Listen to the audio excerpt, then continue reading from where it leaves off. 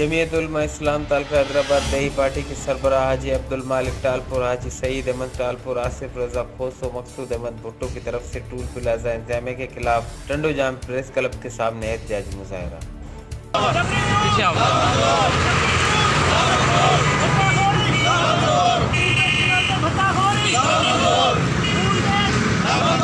जमीयत उलमा इस्लाम के प्लेटफार्म सां सिर्फ़ु एहतजाज रिकॉर्ड करायूं था त जेका टूल इंतज़ामिया टंडो जाम टंडो कैसर ऐं 10 गैरकाई माण्हुनि सां ज़्यादती करे बि इहा हरगिज़ क़ाबिल क़बूल कोन्हे, मंज़ूर कोन्हे।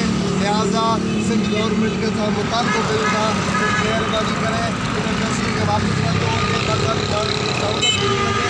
जेकॾहिं असां सां इहे ज़्यादती बंदि न थियूं त बाक़ाइदा तौर ते टंडो जाम जी आवाम ऐं जमीयत उलमा इस्लाम ऐं ॿियूं पार्टियूं गॾिजी असां बाक़ाइदे तहरीक हलाईंदासीं ऐं इहा असां टूल जी ज़्यादती ऐं दहशतगर्दी बिल्कुलु बर्दाश्त कोन कंदासीं। टूल इंतज़ामिया जी नाइंसाफ़ियूं ख़तमु थियणु खपनि ऐं गुज़ारिश कंदा सूबाई नाज़िम साहिब हाजी ऐं एहतजाज करे रहिया आहियूं त टंडो जाम जी आवाम सां ज़ुल्म ऐं ज़्यादतियूं बंदि कयो वञनि ऐं हिननि खां उहो ई टूल वरितो वञे जेको गवर्नमेंट ऐं असांजी हाई कोर्ट जो फ़ैसिलो आहे त 10 रुपया फ़ी मक़ामी माण्हू खां टैक्स वरितो वेंदो।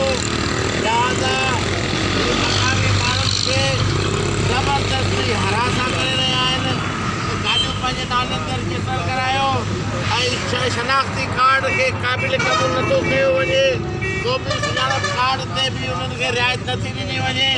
लिहाज़ा असीं मुतालबो करियूं था टंडो जाम टंडो कैसर मूसा खटियाण स्टेशन।